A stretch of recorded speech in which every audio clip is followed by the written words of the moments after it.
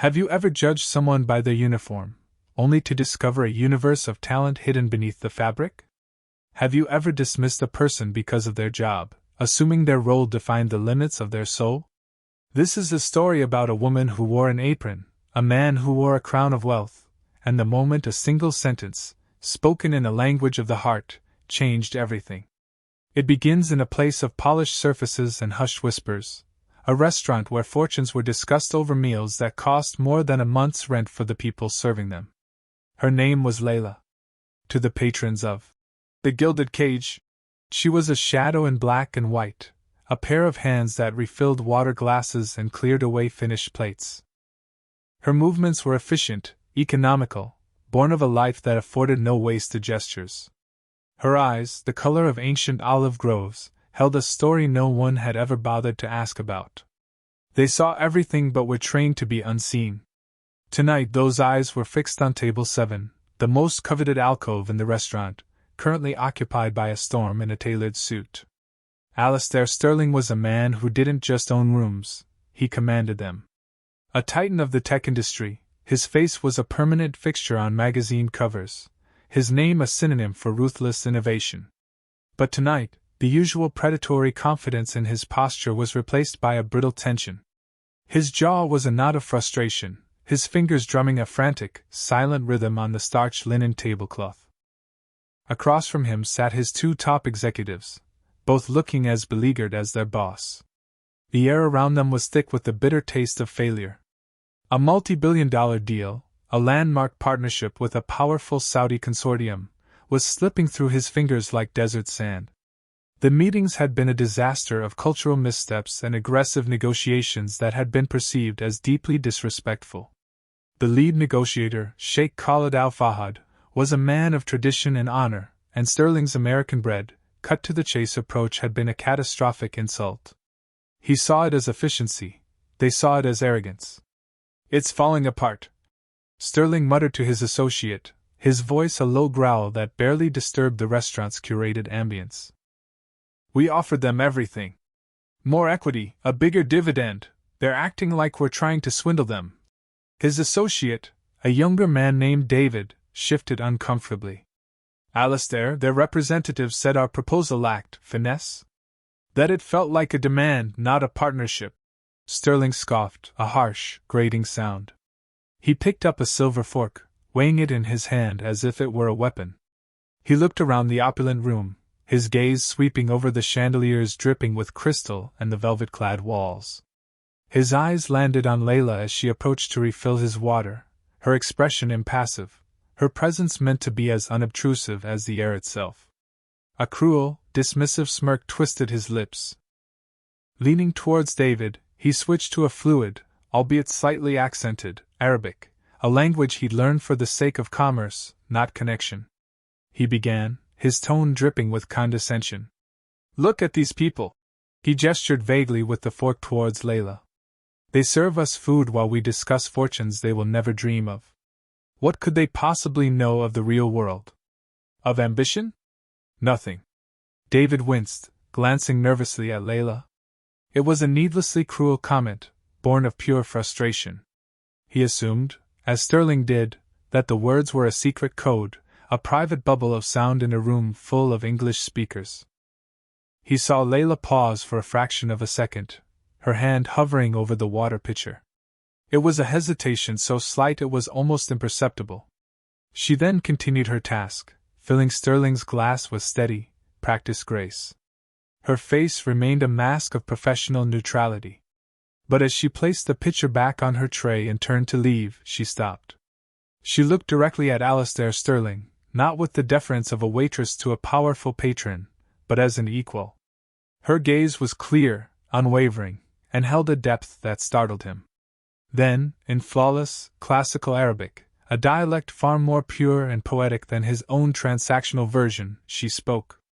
Her voice was not loud, but it cut through the tension at the table like a diamond through glass.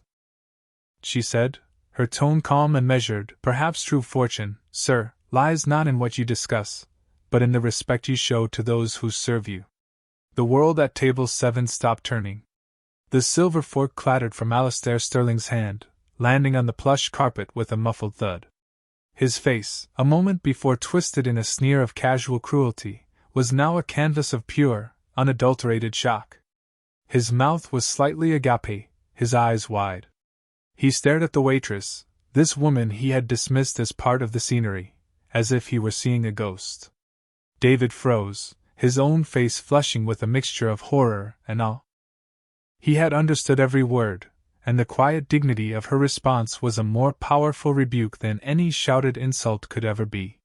For a long moment, there was only silence, a pocket of stillness in the bustling restaurant. Sterling's mind, a machine built for rapid calculation and strategic pivots, had ground to a halt. He replayed her words, the perfect accent, the profound sentiment. It wasn't just a response. It was a proverb, a piece of wisdom delivered with the authority of a scholar, not a servant. Who was this woman? Where did that come from? His shock slowly gave way to a dawning, electrifying curiosity. The source of his immense frustration, the very cultural chasm he couldn't cross with his billions, had just been articulated by the person he least expected. Suddenly, the restaurant manager, Marcus Vance, materialized at the table. A man whose ambition was only outmatched by his sycophancy, Marcus had the uncanny ability to sense any disruption in his carefully controlled environment. He had seen the fork drop, had seen the frozen tableau at his most important table. His face was a mask of panicked apology. "Mr. Sterling, is everything all right? I am so sorry if this employee has disturbed you in any way," he said, his voice oozing a false concern. He shot Layla a look of pure venom. "You! Back to the kitchen!" Now, he reached out as if to physically escort her away, to erase her from the scene. But Sterling raised a hand, a sharp, commanding gesture that stopped Marcus in his tracks. "No," Sterling said, his voice raspy. "She stays." He didn't take his eyes off Layla. "Who are you?" he asked, this time in English, the question raw and genuine. Layla's composure, which had been so absolute, wavered for the first time. The mask of the waitress slipped, revealing a flicker of vulnerability, of fear. She had spoken out of a deep, bruised sense of dignity, an instinct she thought had been buried long ago. Now, in the harsh spotlight of his attention, she felt exposed. "I am a waitress, sir," she replied softly, her gaze dropping to the floor. "My name is Layla." "No," Sterling insisted, leaning forward. "That's not what I'm asking. Where did you learn to speak like that? That wasn't just fluent. That was eloquent." Marcus, sensing his control slipping, interjected again. "Sir, she's just an employee." "I assure you, whatever she said, it was inappropriate. I will handle this. She will be terminated immediately." The word terminated hung in the air, cold and final. For Marcus, it was the simple, obvious solution. An employee steps out of line, you remove them. Especially a disposable one, an immigrant he'd hired out of desperation during a staff shortage. He saw her as a liability, a problem to be erased. Sterling turned his head slowly to face Marcus. The look in his eyes was glacial. "Did I ask for your opinion, Mr. Vance? Did I ask you to handle anything? I am speaking to her." The rebuke was so sharp, so utterly dismissive, that Marcus physically recoiled, his face paling. He snapped his mouth shut, a silent, resentful statue of indignation. Sterling turned back to Layla, his tones softening slightly. "Please," he said, and the word felt foreign on his tongue. He was a man of commands, not requests. "Tell me." Layla took a small breath, her hands clasped tightly in front of her, twisting the fabric of her apron. The restaurant, with its clatter of cutlery and murmur of conversation, seemed to fade away. There was only this table, this powerful, demanding man, and the truth she had kept locked away. "Before I came to this country," she began, her voice gaining a quiet strength, "I was a student at the University of Damascus. I was studying comparative literature and linguistics. My father was a professor of poetry." The words landed with the weight of a forgotten world. A world of lecture halls and ancient texts, of passionate debate and the beauty of language. A world that had been turned to ash and rubble, forcing her onto a path that led to this apron, this tray, this moment of accidental rebellion. Sterling's mind raced. Damascus. A professor of poetry. It all clicked into place. Her Arabic wasn't just learned, it was inherited, a legacy of culture and intellect. He thought of his own clumsy, business-focused phrases and compared them to the effortless elegance of her words. He had been trying to buy a partnership, while she understood the poetry of it. In that instant, an idea, wild and desperate and utterly insane, began to form in his mind. An idea that could either save his deal, or make him the laughingstock of the corporate world. He looked at the problem, the unmovable Sheikh Khalid. He looked at the unexpected solution, the quiet waitress standing before him. He saw the fury on his manager's face and the skepticism in his own team's eyes. And he decided to take the biggest risk of his career.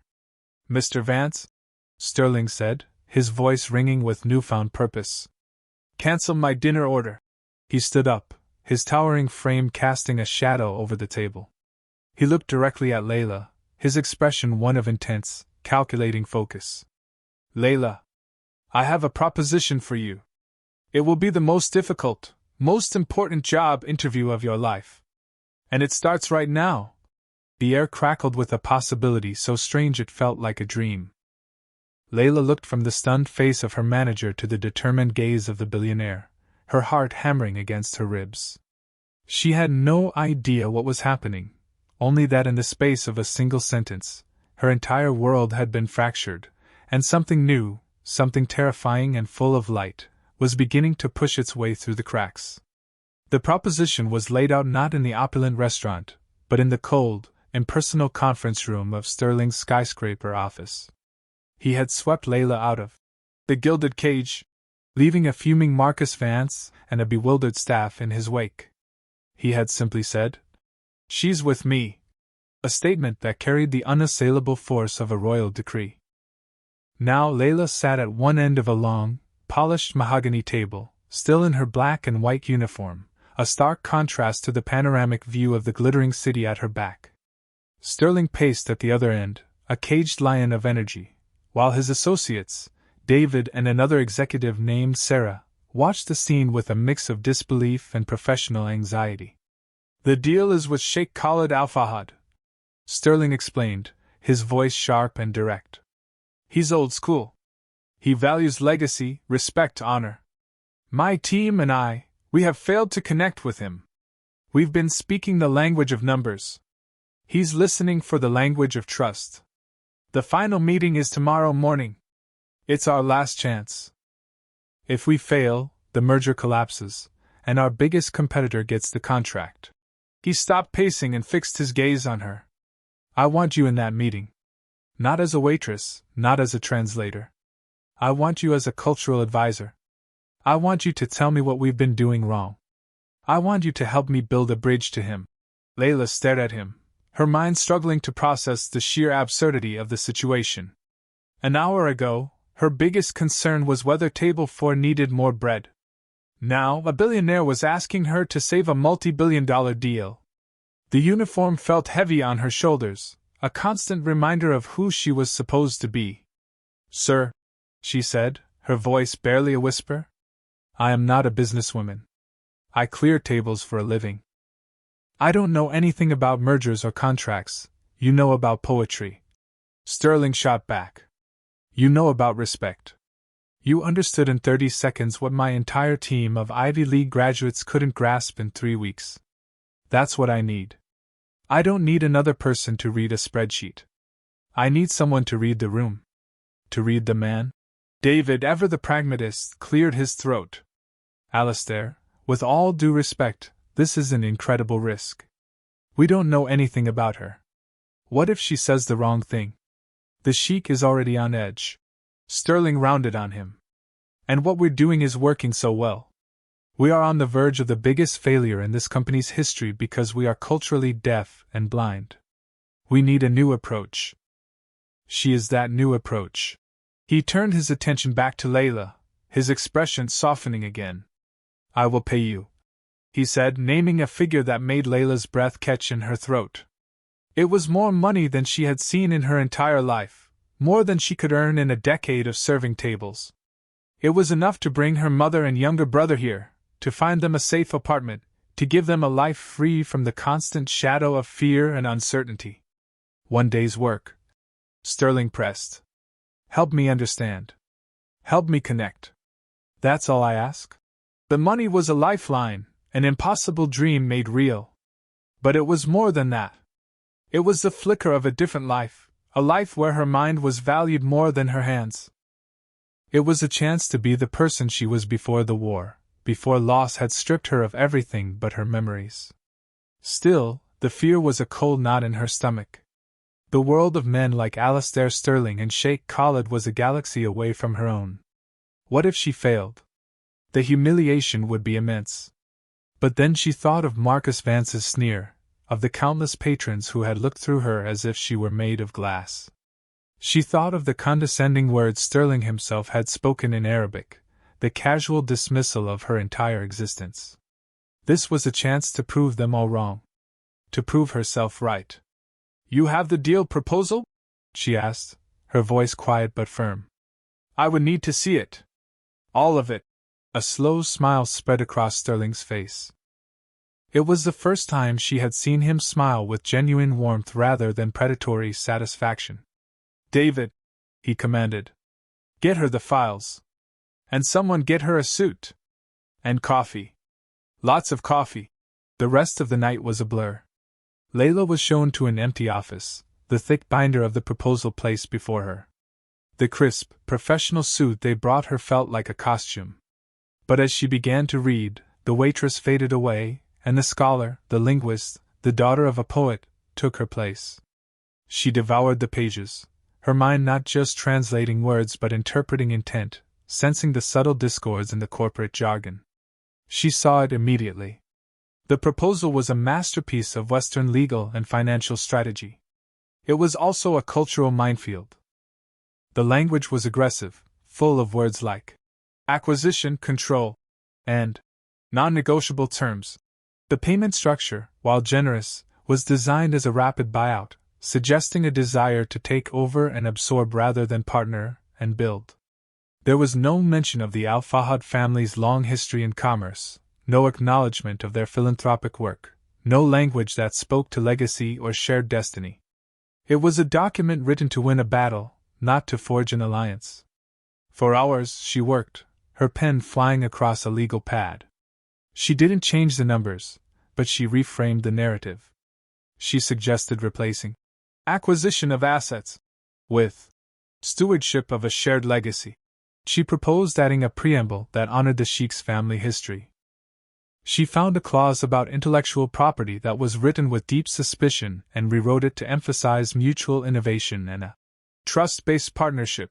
She worked through the night, fueled by lukewarm coffee and a rising sense of purpose. This was more than just a job, it was a translation of souls.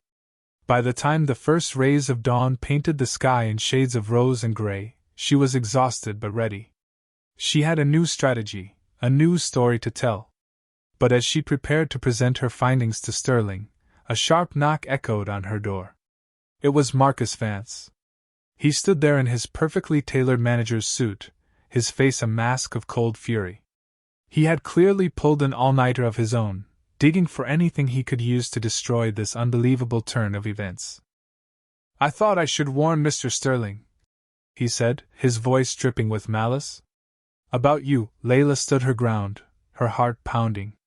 "I have nothing to hide." "Oh, I think you do," Marcus sneered, holding up a file.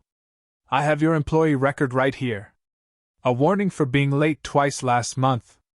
A customer complaint about a surly attitude, a complaint I was happy to document myself. You're unreliable. Unprofessional. You are not a consultant, you are a problem employee he picked up on a whim. And I am going to make sure he knows it before you cost him billions." He was the gatekeeper, the embodiment of a system that judged her by a timecard, not by her mind. He was the final obstacle, the voice of doubt and prejudice that she had been fighting her whole life. For a moment, her resolve wavered. But then she looked down at the notes she had made, at the new story she had crafted, a story of respect and connection. She looked at Marcus Vance and saw not a threat, but a small, sad man, afraid of anything he couldn't control or categorize. She lifted her chin. "Mr. Sterling is waiting for me," she said, her voice clear and steady. "You can tell him whatever you want. But I have work to do." She walked past him, leaving him standing in the doorway, clutching his useless file of petty grievances, his face contorted in a mask of impotent rage. The final battle was not with him. It was in the boardroom, and it was about to begin. The boardroom was a cathedral of corporate power, all glass and steel, with a view that seemed to encompass the entire world. On one side of the massive table sat Alistair Sterling and his team, their faces etched with a tense, fragile hope. On the other side sat Sheikh Khalid Al-Fahad and his advisors, their expressions impassive, their traditional gutras and thobes a stark contrast to the severe lines of the Western business suits. The air was thick with unspoken hostility. The sheikh looked like a man who had already made his decision, attending this final meeting merely as a formality before walking away for good. Layla entered the room just behind Sterling. She wore the simple, elegant navy blue suit they had provided, her hair pulled back neatly. She was no longer a waitress, but she wasn't a corporate executive either. She was something else, an unknown quantity that immediately drew the sheikh's curious gaze. As Sterling began the meeting with a stiff, formal greeting, Layla noticed Marcus Vance hovering by the door, a specter of resentment, waiting for her to fail. She took a deep breath and pushed him from her mind. This was her stage now. Sterling started to speak, launching into the revised preamble she had written for him. He spoke of the Al-Fahad family's history, their reputation for honor and integrity that stretched back for generations. He didn't read from a script, he spoke from the notes she had given him, notes that focused on themes of legacy and mutual respect. A flicker of surprise crossed the sheikh's stern features. This was not the arrogant American businessman he had met before. This was something different. But the skepticism remained. The real test came when the discussion turned to the contract itself. Sterling's lawyer began to explain a complex clause regarding profit sharing. The sheikh's advisor interrupted, his tone sharp. "This clause suggests that all profits will be audited by your firm exclusively. It implies a lack of trust in our own accounting." The old tension flared instantly. Sterling's lawyer bristled, preparing to defend the standard legal practice. But before he could speak, Layla stepped forward slightly. She waited until the sheikh looked at her, acknowledging her presence. Then, she addressed him directly, in the same beautiful, formal Arabic she had used in the restaurant. "Your Excellency," she began, her voice resonating with a calm authority that silenced the room. "Mr. Sterling and his company hold your integrity in the highest regard. The language of this contract is a product of our legal system, which is often built on mistrust. It is a language of defense. But we are here today to speak a language of partnership." She paused, letting the words settle. "What if, instead of a one-sided audit, we created a joint oversight committee, with equal representation from both sides? Not as a matter of verification, but as a symbol of our shared journey, a testament to our mutual transparency and honor." The idea was simple but revolutionary. It transformed a point of contention into an act of unity. It wasn't in the original proposal. It was an idea she had conceived in that moment, reading the subtle shift in the sheikh's posture, hearing the offense in his advisor's tone. She wasn't just translating words, she was translating intent, bridging the gap between two worlds. Sheikh Khalid stared at her, his dark eyes intense and searching. He turned to Sterling. "Who is this woman?" he asked in Arabic. "She is not one of your lawyers." Sterling, following the script Layla had prepared for just this moment, did not answer directly. Instead, he said in his own, less perfect Arabic, "She is my shura," using the Arabic word for a trusted advisor, a consultant of great wisdom. "She brings a perspective that my company was lacking. A perspective of the heart." The sheikh's gaze returned to Layla. He saw the intelligence in her eyes, the quiet confidence in her bearing. He saw someone who understood his world, not as a subject to be studied for profit, but as a culture to be respected. You speak our language like it is the blood in your veins, the sheikh said to her. Where is your family from? A wave of emotion washed over Layla, a deep, aching memory of home. I am from Damascus, Your Excellency, she replied, her voice thick with unshed tears. My father was a poet. He taught me that the right words, spoken with an honest heart, can build a bridge between any two souls. The mention of Damascus, the city of jasmine and scholars, now a symbol of tragedy and resilience, changed everything. The sheikh's expression softened completely. The cold businessman was gone, replaced by a man who understood history, culture, and loss. The negotiation was no longer about clauses and subsections. It became a conversation. The sheikh asked her about her family, about her journey.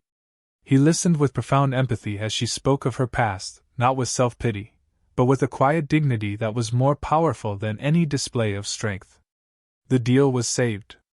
But it was more than saved, it was transformed. By the end of the meeting, Sheikh Khalid was not just a partner, he was an ally.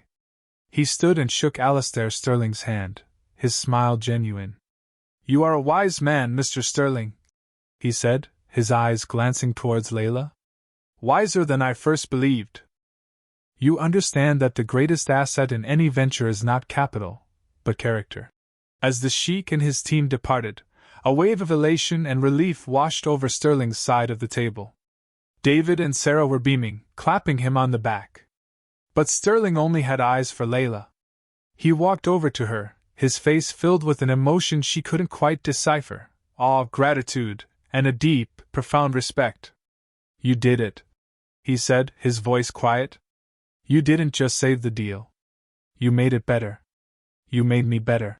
Before she could respond, Marcus Vance, who had been witnessing his own personal nightmare unfold, chose that moment to make his final, desperate play.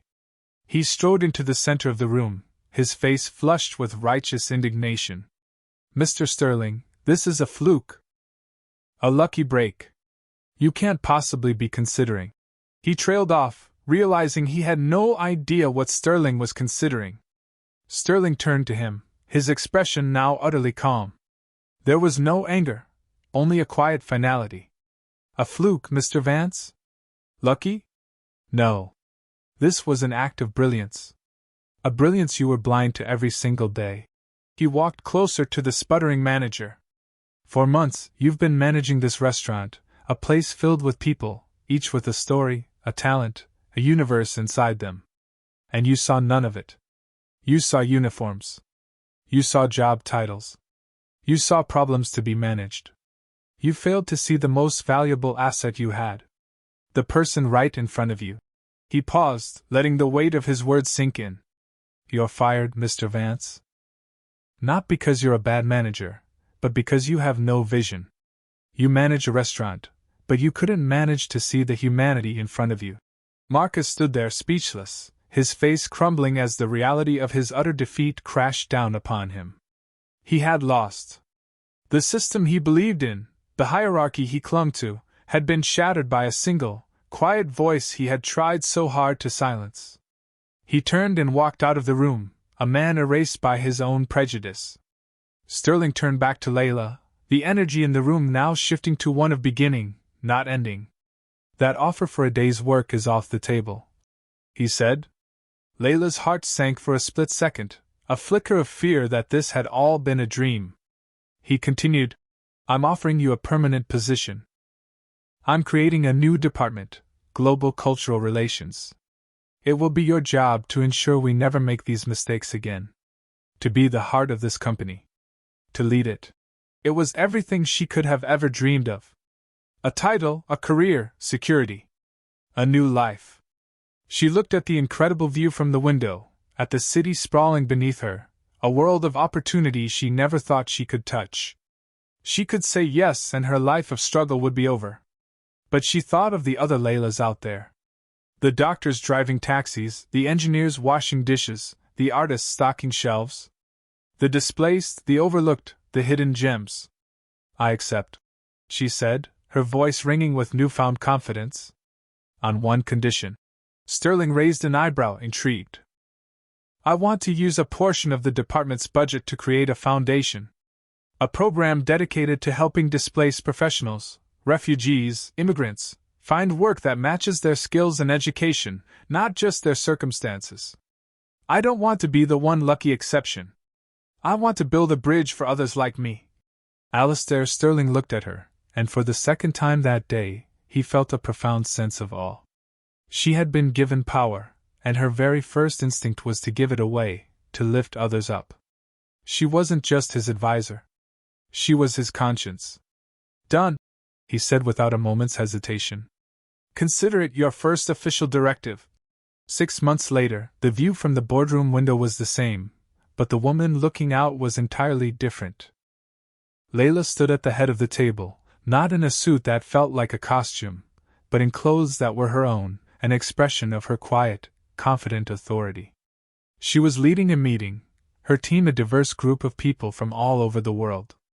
Among them was a former surgeon from Afghanistan who was now heading their medical tech outreach, and a civil engineer from Sudan who was helping design sustainable infrastructure for their new overseas campuses. She had built her bridge. Her office was filled not with corporate awards, but with art and poetry from around the world, a constant reminder of the human spirit that transcended borders and balance sheets. Alistair Sterling was a changed man. He was still a brilliant CEO, but his ruthlessness had been tempered with empathy. He now held regular town halls where he listened, truly listened, to employees at every level, from the janitorial staff to the senior VPs. He had learned from Layla that the best ideas often come from the quietest voices. One evening, Layla found herself driving past the Gilded Cage. On a whim, she pulled over and went inside. The restaurant was the same, all polished surfaces and hushed whispers. A new manager, a kind-faced woman, greeted her warmly. Layla asked for a small table in the corner. As she sat, a young waitress approached, her eyes downcast, her movements nervous and uncertain. Layla saw the same flicker of a hidden story in her eyes that she once had in her own. "What is your name?" Layla asked gently in Spanish, noticing a faint accent. The girl's head snapped up, her eyes wide with surprise. "Me llamo Sofia," she whispered. "I am from Venezuela. It is a pleasure to meet you, Sofia," Layla replied in perfect Spanish. "Tell me, what did you do before you came here?" A small, sad smile touched Sofia's lips. I was a musician," she said. "I played the cello." Layla smiled back, a genuine, radiant smile. "I would love to hear you play sometime." In that moment, the cycle began anew. Not a cycle of dismissal, but one of discovery. A cycle of seeing beyond the uniform. True value is never in the price tag, but in the person. The greatest treasures are often hidden in plain sight, waiting for someone with the heart to see them. The world is full of overlooked virtuosos and hidden gems, their talents and stories waiting to be discovered. Share this story with someone who needs to be reminded to look closer, to listen more carefully. What hidden talents are you overlooking in the people you see every day? Remind them of their worth. And in doing so, you might just change the world.